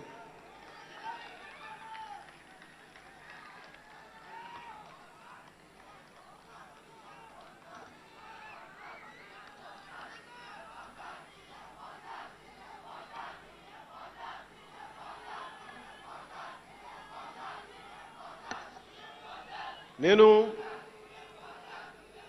డిప్యూటీ ముఖ్యమంత్రిని అయ్యాక అంతకుముందు ఎప్పుడు ఆలోచించామని, పుస్తకాల బరువుతోటి వీపు వంగిపోతున్న పిల్లవాడిని ఆడిపడాల్సిన వయసులో ఇంత పుస్తకాలు బ్యాగ్ వేసుకొని స్కూల్కి వెళ్తా, ఒకవైపేమో టిఫిన్ క్యారియరు, ఇంకోవైపేమో వాటర్ బాటిల్ పట్టుకొని జారిపోతా పడతా అమ్మకి నాన్నకి టాటా చెప్పి ఆ స్కూల్కి వెళ్ళే చిన్నపిల్లోడికి ఒక 2 పుస్తకాల బరువు తగ్గిస్తే నేను చాలా ధన్యుడిని అనుకునేవాడిని. అలాగే ఎక్కడో గిరిజన తాండాల్లో చుక్క నీటి కోసం ఏడ్చే గిరిజనులకి ఒక బిందెడు మంచినీళ్ళు ఇస్తే చాలా బాగుంటుంది అని చేయగలను అనుకునేవాడిని. డోలీ మూతలతోటి రహదారులు లేని కొండ ప్రాంతాల్లో కేవలం 100 మంది నివసించే గిరిజన తాండాలకి ఒక చిన్న రోడ్డు వేయించగలమా అనుకునేవాడిని. కానీ ఈ రోజున మీ అందరి దయ, జన సైనికులు, వీర మహిళల పట్టుదల, ఈ రోజున మనం దాదాపు 4000 పైచిలకు కిలోమీటర్లు రోడ్డును వేయించగలిగాం. వాళ్ళు 2000 వేయించారు 5 సంవత్సరాల్లో. మనం 2500 కోట్ల పైగా ఖర్చు పెట్టినట్టున్నాం. ఇవన్నీ ఎందుకు చెప్తున్నానంటే, ఒకరు మనం అనుకుంటే ఎంత చేయగలమని అంటానికి.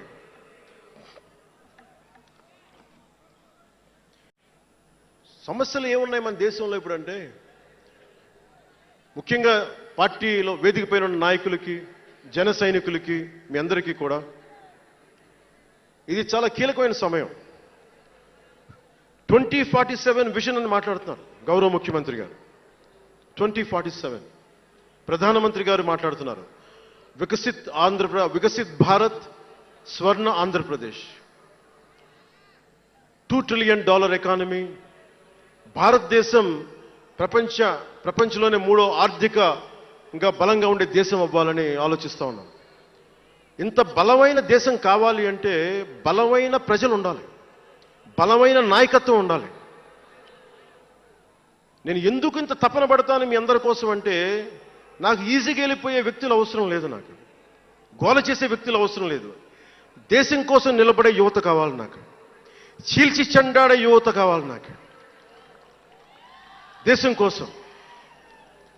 అంటే ఎందుకు చెప్తున్నానంటే, సర్దార్ వల్లభాయ్ పటేల్ గారిని అడిగారంట. బెంగాల్ రాష్ట్ర విభజనప్పుడు 1920లో విభజిస్తున్నాం అనుకున్నప్పుడు దేశంలో ఉన్న జాతీయ నాయకులు అందరూ వచ్చారు, జరగకూడదని ఆప్ చేశారు. అలాంటిది భారతదేశాన్ని పాకిస్తాన్గా, భారత్గా విభజిస్తుంటే మీరు ఎందుకు చేయలేకపోయారు, ఆపలేకపోయారు? ఒక రాష్ట్రాన్ని ఆపగలిగినప్పుడు ఇది ఎందుకు ఆపలేకపోయారంటే, ఆయన అన్న మాటలు ఏంటంటే, మాకు వయసు అయిపోయింది, పెద్దవాళ్ళం అయిపోయాం, జైలులో నలిగిపోయాం, సరికొత్త యువరక్తాన్ని తయారు చేయలేకపోయాం, మాకు శక్తి సన్నగిల్లింది అని. అందువల్ల వదిలేయాల్సి వచ్చింది చేజేతుల. అది నాకు చాలా ప్రేరణ అయింది. నెక్స్ట్ అందరం గౌరవ ముఖ్యమంత్రి గారు వికసిత్ ఆంధ్రప్రదేశ్ కోసం ఆలోచిస్తున్నారు. నేను వికసిత్ ఆంధ్రప్రదేశ్ కోసం ఆలోచించే వాళ్ళు ఉన్నారు. నేను ఆలోచిస్తుంది భవిష్యత్తుని నిర్మించగలిగే యువ నాయకత్వం. ఈరోజు ఒక్కడు తలుచుకుంటే ఎంతమంది ఎమ్మెల్యేలు వచ్చారో చూడండి. ఫస్ట్ టైం ఎమ్మెల్యేలు ఎంతమంది ఉన్నారు. అలాంటిది మీ నుంచి ఊరికి 100 మంది నాయకుల్ని తయారు చేయాలి. రాష్ట్రం నుంచి జాతీయ స్థాయిలోకి వెళ్ళగలిగే 100 మంది నాయకుల్ని తయారు చేయగలగాలి. అదే నా లక్ష్యం, నా స్వప్నం 2047కి. అంటే ఎలా ఉండాలి అంటే విదేశాలకి వెళ్లాల్సిన అవసరం రాకూడదు. ఇంక మన దేశానికి మనం వీసాలు డినైల్ చేసేంత స్థాయి భారతదేశంలో ఉండాలి అంటే దేశాన్ని, సమాజాన్ని నడిపే నాయకులు మీలో నుంచే పుట్టాలి. నేను చేస్తాను దానికి ప్రోగ్రామ్స్. ఈ రోజున వేదిక పైన ఉన్న స్పోక్స్ పర్సన్స్ అందరూ ఎలా వచ్చారనుకుంటున్నారు మీరు? హరిప్రసాద్ గారికే చెప్పాను నేను, సార్ ఎలా చేయమంటారు సార్ మమ్మల్ని అని అడిగితే, మీరు వెళ్ళి జనంలోకి వెళ్ళండి, ఎవరైతే మాట్లాడగలరో వాళ్ళు పిలవండి అంటే, అలా పిలిస్తేనే ఇక్కడున్న స్పోక్స్ పర్సన్స్ అందరూ కూడా జనం మధ్యలోంచి పికప్ చేసిన వాళ్ళు అలా తయారు చేశాం. పార్టీ నిర్మాణాన్ని అలా చేశాం. నా కోరిక ఆంధ్రప్రదేశ్, తెలంగాణ నుంచి దేశాన్ని ప్రభావితం చేసే 100 మంది యువ నాయకుల్ని, మహిళలు కావచ్చు, యువకులు కావచ్చు, అదే నా లక్ష్యం. దానికోసం పనిచేద్దాం మనందరం. ఎందుకంటే సరైన నాయకులు లేకపోతే చిల్లర వేషాలు వేసేవాళ్ళు, పనికి మాలిన వేషాలు వేసేవాళ్ళు చూశాం కదా గత ప్రభుత్వంలో ఎలా ప్రవర్తించారు. వాళ్ళు వచ్చారు అంటే బలహీనత మనది, తప్పు మనది. ఎవడు వచ్చినా వదిలేస్తున్నాం మనం. అందుకని మీరందరూ దానికి సంసిద్ధం అవ్వండి. ఇంకొక మాట వాళ్ళు మాట్లాడింది ఇందాక ఆ ఇంగ్లీష్ పత్రికలో, ఒకటి చెగువేరా గురించి మాట్లాడారు, దానికి సమాధానం చెప్పాను. ఇంకోటి ఏమంటారంటే Pawan Kalyan has suddenly become a Hindu defender, a Sanatani defender అని. Do I have to become a defender for Sanatana Dharma? It is within my blood. I don't have to prove it. Today maybe you might be seeing it today. Always I had it in my blood. నేను 21 years లో కూడా 14 ఏళ్ల వయసు నుంచి, right from the age of 14 I was doing దీక్ష. 14 సంవత్సరాల నుంచి ఎప్పుడు అయ్యప్ప దీక్ష చేసేవాడిని. మొన్నే మా అన్నయ్య, మా నాగబాబు, మా అమ్మ, నేను ఒక ఫోటో చూపించారు ఎవరో. నేను కాషాయ బట్టలో ఉన్నా, మా అన్నయ్య, మా పెద్దన్నయ్య, మా చిన్నయ్య, మా పెద్దన్నయ్య, మా అమ్మ నవ్వుతూ ఉన్నారు. నేను ఈ ఫోటో ఎలా పెట్టానంటే ఏంటి జీవితం, వైరక్తి వైరాగ్యంతో ఉండేవాడు. అంటే నేను నా ధర్మం మీద నాకు అంత గౌరవం. సో నాకు మీరెవరు కొత్తగా సర్టిఫికేట్లు ఇవ్వాల్సిన అవసరం లేదు, నేను మీకు ప్రూవ్ చేసుకోవాల్సిన అవసరం అంతకంటే లేదు. అంటే చిన్నప్పుడు ఎలా ఉండేయంటే పరిస్థితులు, ఏదైనా మాట్లాడదాం వీళ్ళందరితో అంటే సడన్గా నువ్వు తిరుపతి లడ్డూలు కల్తీ అయిపోతే నువ్వు ఎర్ర బట్టలు వేసుకొని ఇవన్నీ మాట్లాడుతున్నావు అంటే, నేను చెప్పండి మీరు ఇప్పుడు దాకా 219 టెంపుల్స్, 219 టెంపుల్స్ అపవిత్రం చేస్తే, మన అంతర్వేది రథాన్ని తగలబెడితే నేను వచ్చిండొచ్చు కదా. రామతీర్థంలో రామచంద్రుల వారి విగ్రహాన్ని తల నరికేస్తే నేను బయటకు వచ్చి గోల చేసి ఉండొచ్చు కదా. ఎందుకు స్టేట్మెంట్గా పరిమితం అయ్యాం? చిన్నప్పటి నుంచి మా ఇంట్లో రామనామ జపం ఉండేది. మా నాన్న ఉమ్మడి కమ్యూనిస్ట్ పార్టీ సభ్యుడు, ఎథీస్ట్ ఒకప్పుడు, టీన్స్లో 20లో. ఆయన మరి ఎలా మారిందో మనసు తెలియదు కానీ విపరీతం రామభక్తుడు అయిపోయాడు. నేను పుట్టేటప్పటికి మా ఇంట్లో ఎప్పుడూ రామనామమే ఉండేది. ఆ రామనామాన్ని జపిస్తూనే నాకు జబ్బు వచ్చినా మా నాన్న రామనామం చెప్పేవాడు. అలాంటి రామనామం జపించే మాకు రాముడి విగ్రహం తల నరికేస్తే కోపం రాకూడదంటారేంటి మీరు? ఇదే మీకు ఒక మహమ్మద్ ప్రవక్తకి పవిత్ర రంజాన్ మాసంలో మహమ్మద్ ప్రవక్తకి మీరు ఒక మాటని దూషించగలరా? దూషించి బతకగలరా? అల్లాని ఒక మాట అనగలరా? జీసస్ క్రైస్ట్ ఒక మాట అనగలరా? మేరీ మాతని ఒక మాట అనగలరా? కానీ పార్వతీ దేవిని తిడతారు, లక్ష్మీ మాతని తిడతారు. అంటే నువ్వు ఇస్లాంకి అపవిత్రం జరిగితే మాట్లాడితే సెక్యులరిజం, జగన్మాతకి కానీ పార్వతీదేవికి కానీ శివుడికి కానీ రాముడికి కానీ అయ్యప్పకి కానీ అపవిత్రం జరిగితే మా మనోభావాలు బాధపడకూడదు, గాయపడకూడదు, నోరు మూసుకొని కూర్చోవాలి. ఆ జనరేషన్ పోయిందిరా బాబు, ఆ జనరేషన్ పోయింది. ఒక తప్పుని తప్పుగానే చెప్తాం.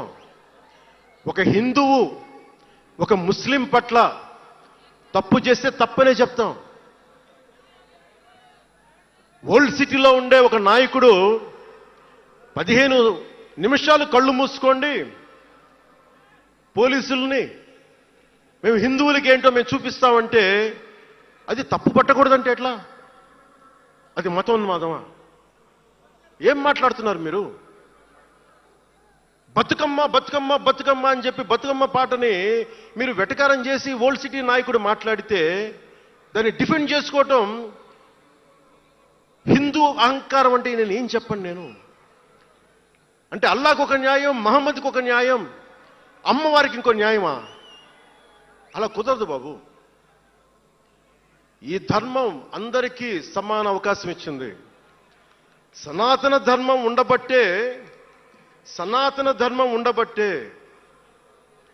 విజయనగర రాజులు మస్జిద్ కట్టించారు. సనాతన ధర్మం కాబట్టే బంగ్లాదేశ్ని హిందువుల రక్తంతో తడిపి బంగ్లాదేశ్కి విముక్తి కలిగించాం. ఈ చరిత్ర తెలుసుకుంటే కదా. దేశ విభజన జరిగింది. మీరు ఎంతమందికి తెలుసు దేశ విభజన కష్టాలు? మీరు సినిమాలు నరుస్తారు, అక్కడ తాగిపోయారు మీరు. నేను అక్కడ తాగలా. నేను అమితాబ్కి ఫ్యాన్ని, నేను చిరంజీవి గారికి ఫ్యాన్ని, కానీ దేశానికి అంతకంటే పెద్ద ఫ్యాన్ నేను. అంటే మీరు మనందరికీ బాబాసాహెబ్ అంబేద్కర్ గారి గురించి తెలుసు. First law minister of Bharat. ఎక్కడికి వెళ్ళినా ఆయనకి 100 అడుగులో, ఏ తెలంగాణకి వెళ్ళినా ఆంధ్రాకి వెళ్ళినా 100 అడుగులో ఇంకా పైన విగ్రహం పెట్టి మనం ఆరాధిస్తాం. మీకు ఎవరికైనా తెలుసా? అంటే సనాతన ధర్మాన్ని తిడతా ఉంటారు. మీకు ఎవరికైనా తెలుసా? పాకిస్తాన్ ఫస్ట్ లా మినిస్టర్ దళిత కమ్యూనిటీకి చెందిన జోగేంద్రనాథ్ మండల్. ఆయన పేరు ఎప్పుడైనా విన్నారా? ఎంతమంది వినుంటారు? ఆయన ఏ పరిస్థితిలో చచ్చిపోయారో తెలుసా? ఆయన నేను భారతదేశాన్ని నమ్మను, పాకిస్తాన్ని నమ్ముతాను అంటే అంబేద్కర్ గారితో సహా చాలా మంది వద్దని చెప్పినా కానీ ఆయన పాకిస్తాన్కి వెళ్ళిపోయి దాన్ని బంగ్లాదేశ్లో చాలా హిందూ జిల్లాలు కలిపేసి ఆయన దళిత కులాల నుంచి వచ్చిన వ్యక్తి. అందరూ ఆయన మాటలు నమ్మి ఆయన సమాజం హిందువులందరూ ఉండిపోతే దేశ విభజన తర్వాత జరిగిన గొడవల్లో దాదాపు ఆయన కుటుంబంలో బంధువులందరినీ ఊచకోతకొచ్చి చంపేశారు. పాకిస్తాన్ లా మినిస్టర్గా వెళ్ళిన వ్యక్తి భారతదేశానికి తిరిగి కాందీసుకుడుగా వచ్చి చనిపోయారు ఆయన. అంటే ఏం చెప్తున్నది ఇది? 10-12% ఉండే హిందువులు పాకిస్తాన్లో, 10-12% ఉండే హిందువులు ఉండే పాకిస్తాన్లో, బలూచిస్తాన్లో అంతమంది ఉండే హిందువులు ఈ రోజున 1%-2% పడిపోయారు. బంగ్లాదేశ్ గొడవల నుంచి హిందువులు పారిపోతున్నారు. మన దేశంలో అలా జరిగిందా? ఎంత మర్యాదిస్తాం ఇస్లాంకి? నా దగ్గర ఉండే వ్యక్తులను అడగండి, ఇస్లాం పాటించే నా దగ్గర ఉండే నా సన్నిహితులను అడగండి. ఇది పవన్ కళ్యాణ్ గొప్పతనం కాదు, సనాతన ధర్మం నాకు నేర్పింది ఇది. నువ్వు రాముణ్ణి ఆరాధించు, అల్లాని గౌరవించు, అల్లాని ద్వేషించమని మాకు సనాతన ధర్మం చెప్పలా. ఇది చెప్పాలి, అర్థం చేసుకోవాలి. ఈ సూడో సెక్యులరిస్టులు, కుహానా సెక్యులర్ వాదులు, నేను ఒకసారి వైజాగ్లో 19లో ఒక సీనియర్ నాయకుల్ని అడిగాను. నేనేమడిగానంటే secularism, what is the true meaning of secularism అని. అలా మాట వచ్చి నేనేమడిగానంటే, మీరు ఒక హిందువు తప్పు చేస్తే ఖండించండి, ఒక ముస్లిం పట్ల ద్రోహం చేస్తే ఖండించండి, శిక్షించండి. అలాగే ఒక ముస్లిం ఒక హిందువుల్ని ద్వేషించినా దాడి చేసినా శిక్షించండి, ఇద్దరికి శిక్ష ఒకటే. అలా కాకుండా వీళ్ళనంటే ఓట్లు పోతాయి, వీళ్ళంటే ఓట్లు పోవని ఓట్లు రాజకీయం చేస్తేనే కదా ఈ రోజున ఇంత హైందవం భగవాన్ ఎందుకు ఉందంటే దీనివల్లే, బికాజ్ ఆఫ్ సూడో సెక్యులరిస్. ఈ రోజున ఇది జరుగుతుందంటే because of you pseudo secularists, because of you. మీరే కనుక secularism, if you would applied in the true spirit, there would have no need for the changes what are there today. మీరు చేశారు తప్పులు. ఆ రోజు నేను అడిగా, ఓల్డ్ సిటీలో పతబస్తీ హైదరాబాద్లో మీరు 15 నిమిషాలు మీరు కళ్ళు మూసుకోండి, పోలీసుల్ని మేము హిందువులకి ఏంటో చూపిస్తామంటే నువ్వు ఎవరిని ఉద్దేశించి మాట్లాడుతున్నావు? హిందూ అంటే దాంట్లో పవన్ కళ్యాణ్ కూడా ఉన్నాడు. పొద్దున్న లేస్తే నేను హనీఫ్, అబ్దుల్, మొత్తం రహీం వాళ్ళతోనే ఉంటాను నేను. కానీ నేను వాళ్ళతో ఉన్నాను కదా అని చెప్పి నాకు బాధ రాదని మీరు అనుకోకండి, తప్పది. ఓ గలత్ భయ్యా, తప్పది. వస్తుంది బాధ. నేను ఎవరిని నిందించట్లా. తిరుపతి కల్తీ లడ్డు చేస్తే నేను ముస్లింలను నిందించలా, క్రిస్టియన్లను నిందించలా. నేను నిందించింది దోషుల్ని పట్టుకోమని. చివరికి ఏం తేలారు? వాళ్ళందరూ హిందువులే కదా. నేను మాట్లాడుతుంది ఇది. This is secularism. If there is true secularism అని నాయకులందరికీ చెప్తున్నాను, మీ అందరికీ చెప్తున్నాను. True secularism should be applied in the true spirit, not for damn convenient vote bank politics. Don't do it. Janasena is not for it. ఒక తప్పుని తప్పుగానే చెప్తాం.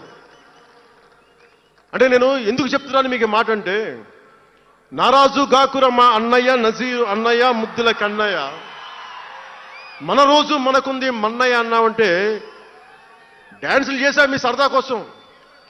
1 minute డప్పులతో దీంతో డ్యాన్సులు చేసి అది మీ సరదా కోసం. కానీ నా కోసం ఆ లిరిక్ రాసుకున్నా. దేనికి రాశాను? గుజరాత్లో ఆ మారణహోమం జరిగితే దానికి చాలామంది ముస్లింలు చనిపోతే బాధతోటి నా హృదయం స్పందించి మాస్టర్జీ అనే ఒక ప్రజా కవి చేత నేను రాయించాను ఆ పాట. దాన్ని ఖండించినప్పుడు నేనేమనేది ఏంటంటే, అంటే నేను అంత నిష్పక్షపాతంగా ఉంటాను. నేను అనేది ఏంటంటే, గోద్రా మారణహోమం జరిగినప్పుడు ఖండించాలి, ఖండింపబడాలి. There is no second thought about it. కానీ అసలు ఎందుకు జరిగింది అని ఆలోచిస్తే, కరసేవక్స్ రామ భజన చేసుకుంటూ ట్రైన్లోకి వెళ్తే ఒక గోద్రాలో ట్రైన్ని తగలబెట్టేశారు. మరి దాని గురించి కూడా మాట్లాడాలి కదా. ఇది తప్పు, ఇది కూడా తప్పే. అలా జరిగి ఉండకుండా ఉండాల్సింది. బాధే నాకు. ఆ రోజు నేను సినిమాలో ఉన్నా కాబట్టి నారాజు గాకరని పెట్టా. అదే గనుక అలాంటి సంఘటన నుండి ఏం చేయాలి మనం? అలాంటి తప్పులు జరిగితే మొదటి తప్పు చేసిన వాడినే వెతికి పట్టుకొని జ్యూస్ లాగా సెకండ్ వరల్డ్ వార్లో జర్మనీని ఎలాగా సౌత్ అమెరికాకి వెళ్ళినా ఎలా పట్టుకొని శిక్షించారో మొస్సాద్, అట్లాగా తప్పు ఎవడు చేయనండి, either is a Hindu or Muslim, ఎవరైతే మొదటి తప్పు చేశారో వాళ్ళను గనక శిక్షిస్తే పర్యవసానమై ఉండవు. ఇది చాలా బలంగా ఆలోచించాలి. అంటే ఇవన్నీ ఎందుకు చెప్తున్నాను, ప్రతి ఒక్కరూ చాలా క్షుణ్ణంగా వినాలి. ఎందుకంటే భవిష్యత్తులో మీకు ఇవే పోరాటాలు. మీరు ఎమ్మెల్యేలు అయిపోయాం, మంత్రులు అయిపోయాం, అందరికీ కార్పొరేషన్ పదవులు వచ్చేసినాయి అంటే కాదు. ఇప్పుడు మనం వేసింది తొలి అడుగు మట్టుకే. నేను భారతదేశం కోసం చనిపోవడానికి సంసిద్ధంగా ఉన్నాను, గుర్తుపెట్టుకోండి. ఎందుకంటే నా ఇంటెన్సిటీ చాలా వైల్డ్గా ఉండదు. అంటే మాట్లాడితే సంస్కృతాన్ని తిడతారు, హిందీని మీరు రుద్దుతున్నారు, సౌత్లో దక్షిణాదిని అంటారు. అన్ని దేశ భాషలే కదా. మన తమిళనాడులో తమిళ్ హిందీ రాకూడదు అంటుంటే నాకు అనిపించింది మనసులో ఒకటే, అప్పుడు తమిళ సినిమాల్ని హిందీలోకి డబ్ చేయకండి. డబ్బులేమో హిందీ నుంచి కావాలి, ఉత్తరప్రదేశ్ నుంచి డబ్బులు కావాలి, బీహార్ నుంచి డబ్బులు కావాలి, ఛత్తీస్గఢ్ నుంచి డబ్బులు కావాలి, కానీ హిందీ మాకు వద్దంటే అదే న్యాయం. పనిచేసే వాళ్ళందరూ మనకి బీహార్ నుంచి రావాలి, కానీ హిందీని ద్వేషిస్తానంటే ఎట్లా? ఇవన్నీ మారాలి కదా. అందుకని భాషల్ని ద్వేషించాల్సిన అవసరం లేదు.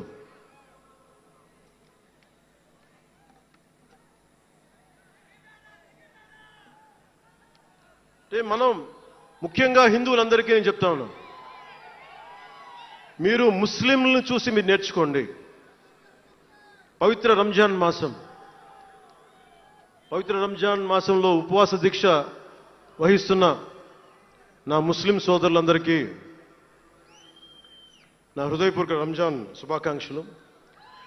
సంస్కృతాన్ని తిడతారు, గుళ్ళల్లో సంస్కృతాలు మంత్రాలు చదవకూడదంటారు. ముస్లిమ్స్ ఆ మాట అంటున్నారా? అరబిక్లోనే కదా, ఐదర్ హిందూ ముస్లిం, ఐదర్ ఆంధ్రప్రదేశ్లో ముస్లిం కావచ్చు, తెలంగాణలో ఉన్న ముస్లిం కావచ్చు, తమిళనాడులో ఉన్న ముస్లిం కావచ్చు, అరబిక్లోనే కదా మంత్రాలు చదువుతారు, ప్రార్థిస్తారు. హిందూ ధర్మంలో సంస్కృతంలో చేస్తారు. దానికి ఏంటి సమస్య? తమిళంలో చదవాలా, తెలుగులో చదవాలా, కన్నడంలో చదవాలా? ఆ విధి విధానాలు ఉన్నాయి, వదిలేసేయండి వాటిని. వాటి జోలికి వెళ్ళకుండా కష్టాలని వాటిని పట్టించుకోండి.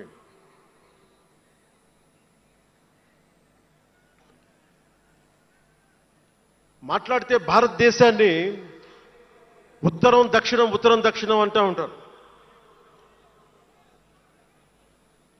ఆంధ్రాని తెలంగాణ విభజన సమయంలో తెలంగాణ ఇవ్వకపోతే మేము ఈ భారతదేశానికి సంబంధించిన ఒక అన్న స్టేట్మెంట్లు చూసాం, అలాంటి నాయకుల్ని చూసాం. ఆంధ్రాని విభజిస్తుంటే ఆంధ్ర వాళ్ళు మేము ఇక్కడ సంబంధం లేదు, మేము భారతదేశంలో ఉన్నామన్న స్వయం నాయకులు నా దగ్గర అన్నారు. అంటే తెలంగాణ ఇవ్వకపోయినా, ఆంధ్ర ఇవ్వకపోయినా, విడగొట్టినా మేము భారతదేశంలోంచి విడిపోతామన్న మాటలు మీరు ఎలా మాట్లాడతారు? అంటే ప్రతి ఒక్కరికి కోపం వచ్చినప్పుడల్లా కట్ చేయడానికి భారతదేశం ఏదైనా కేక్ ముక్కండా మీ అందరికీ? కట్ చేయడానికి, భారతదేశ సమగ్రతని విధ్వంసం చేయడానికి ఒక్కడు ఉంటే నాలాంటి వాళ్ళు 10 కోట్ల మంది బయటకు వస్తారు. తస్మాత్ జాగ్రత్త. నార్త్ సౌత్ డిబేట్కి నా సమాధానం ఒకటే. ఉత్తరాదిన ఉన్న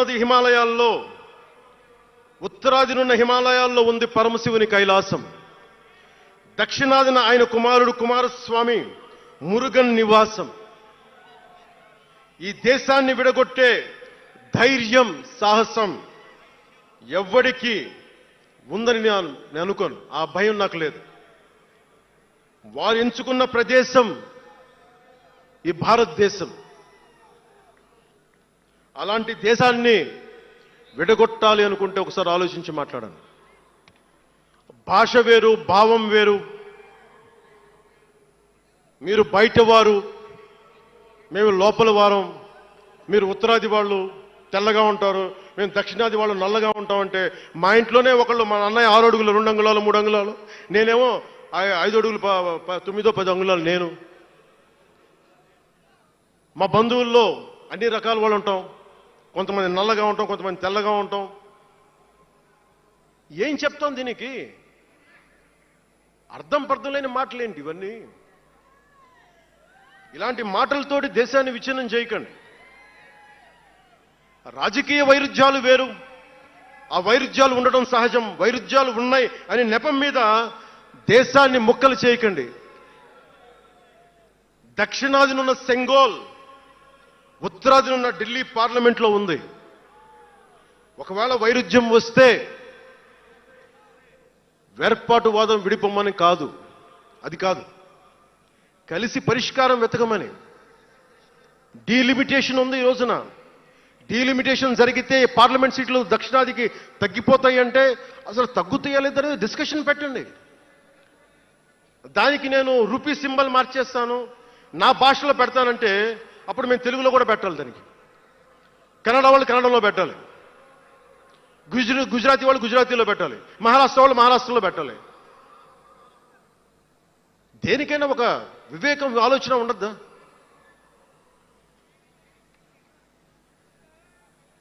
ఉన్నత పదవుల్లో ఉన్నవారు మీరు చాలా ఆలోచించి చేయాలి. చాలా ప్రభావితం చేస్తాయి మీ మాటలు. ఒకటి విధ్వంసం చేయడం తేలిక, ఒకటి నిర్మాణం చేయడం తేలిక, కష్టం.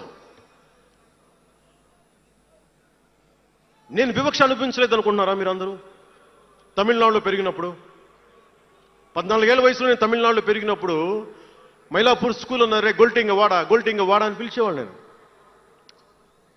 నాకు అర్థమయ్యేది కదా గొల్టి అంటే ఏంటి అనుకునేవాడిని. అదొక డెరిగేటెడ్ టర్మ్ అది.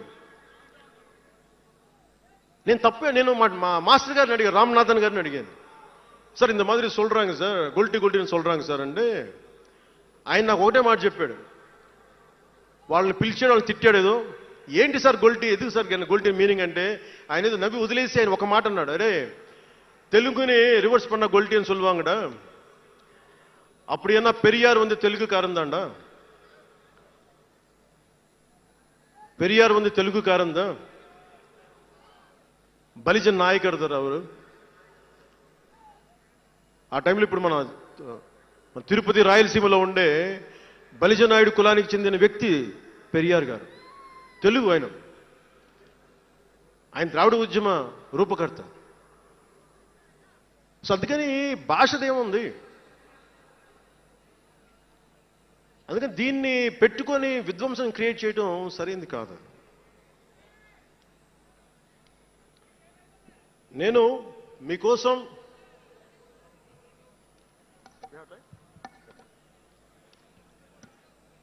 జన సైనికులకి, వీర మహిళలకు, నాయకులకు, అండగా ఉన్న శ్రేయోభిలాషులకు, ఆదరించిన ప్రజలకు, నమ్మి నిలబడ్డ సహచరులకు ఒకటే చెప్పదలుచుకున్నాను, మీరే నా బంధం, మీరే నా అనుబంధం, మీరే ఈ జనసేనానికి రక్త సంబంధం.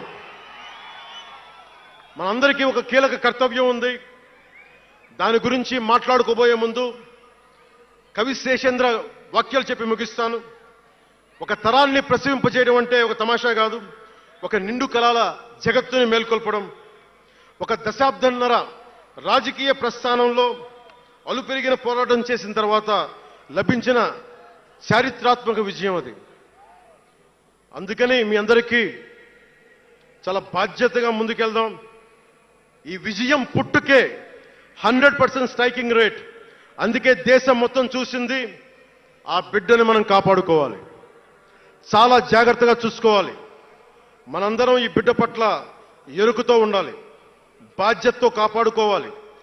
జనసేనాని శిశువు తనని తను కాపాడుకోగలిగే వరకు మనం ఈ బిడ్డని కాపాడితే అది పెరిగి పెద్దై సమాజాన్ని కాపాడుతుంది, దేశాన్ని రక్షిస్తుంది, విశ్వశాంతికి బాటలు వేస్తుంది. అందుకే ఈ బిడ్డని మనందరం కంటికి రెప్పలా కాపాడుకుందామని చెప్పి శపథం చేద్దాం. సమాజాన్ని కాపాడుతుంది.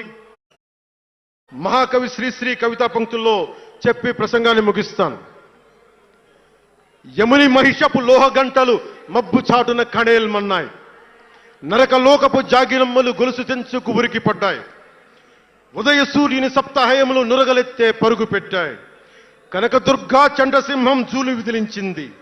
ఇంద్రదేవుని మనపటి ఏనుగు ఘింకరిస్తూ సవాల్ చేసింది. ఆది సూకర వేదవేద్యుడు గుర్ఘరిస్తూ కోరసాచాడు. పుడమ తల్లికి పురిటి నెప్పులు కొత్త సృష్టిని స్ఫురింపింపజేశాయి. పుడమ తల్లికి పురిటి నెప్పులు కొత్త సృష్టిని స్ఫురింపించాయి. దీనిని లోతుగా ఆలోచించి ఇక మన ఆలోచన తీవ్రత, భావ తీవ్రత అన్నీ ఉంటాయి. జన సైనికులు మీరు జాగ్రత్తగా ఉన్నంత కాలం మన ఎమ్మెల్యేలందరూ బాగుంటారు, మన మంత్రులందరూ బాగుంటారు, నేను కూడా బాగుంటా. మీరు డిసిప్లిన్లో పెట్టాల్సింది మమ్మల్ని కూడా డిసిప్లిన్లో పెట్టండి మీరు. అందుకని 11వ ఆవిర్భావ దినోత్సవం ముగించుకొని 12వ ఆవిర్భావ దినోత్సవం వైపు వెళ్తున్న మీ అందరికీ వచ్చినందుకు ప్రతి ఒక్కరికి ధన్యవాదాలు తెలియజేసుకుంటూ, మీ పెద్దలకి, నాకంటే వయసులో పెద్దైన వారందరికీ నా నమస్కారాలు తెలియజేయండి, పాదాభివందనాలు తెలియజేయండి. అందరూ క్షేమంగా ఇళ్లకు వెళ్ళండి. సర్వే జనో సుఖినో భవంతు. జై జనసేన, జై జనసేన, జై భారత్, జై హింద్. జాతీయ గీతం.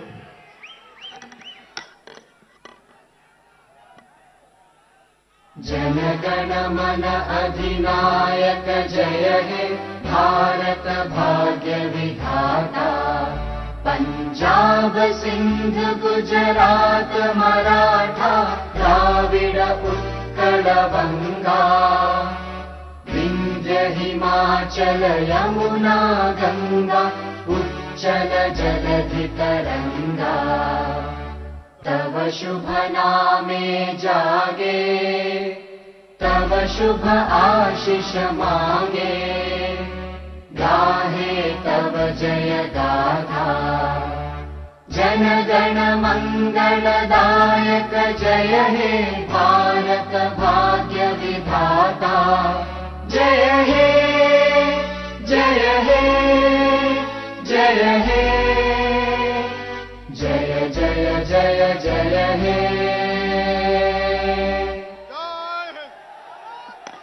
जय हिंद।